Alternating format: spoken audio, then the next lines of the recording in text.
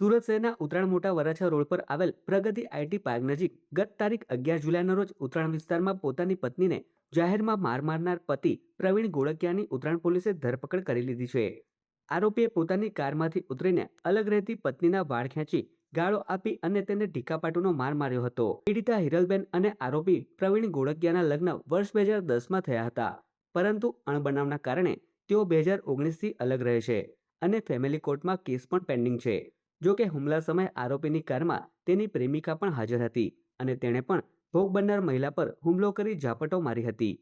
આ સમગ્ર ઘટના જાહેર માર્ગ પર બની હતી અને તેના સીસીટીવી ફૂટેજ પણ સોશિયલ મીડિયા પર વાયરલ થયા છે. પીડિતાની ફરિયાદના આધારે ઉત્તરાયણ પોલીસે આરોપી પતિ અને તેની પ્રેમિકા વિરુદ્ધ ગુનો નોંધ્યો છે.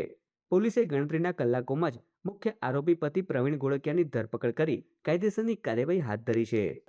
એટલે બંને જે છે પતિ પત્ની એ સામ સામે વાહન લઈને પસાર થતા હોય છે અને બંને ત્યાં આ વિસ્તારની અંદર મળે છે.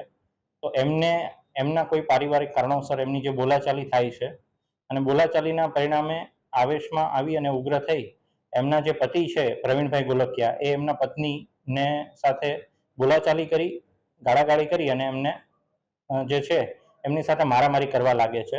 અને આ રીતનો જે ગુનો જે છે એ પ્રવીણભાઈ ગોલકિયા અને અન્ય એક જે બેન છે એમની સામે હિરલબેન ગોલકિયા જે છે એ ઉત્તરાયણ પોલીસ સ્ટેશનની અંદર રજીસ્ટર કરાવેલો છે.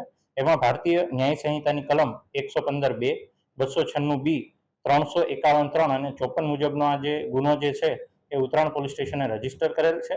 અને આ કામે જે પ્રવીણભાઈ ગોલકિયા છે એમને ઉત્તરાયણ પોલીસ સ્ટેશને એમને અટક કરેલા છે અને આગળની જે કાયદેસરની જે કાર્યવાહી છે એ કરવા માટેની તજવીજ હાલમાં ચાલુ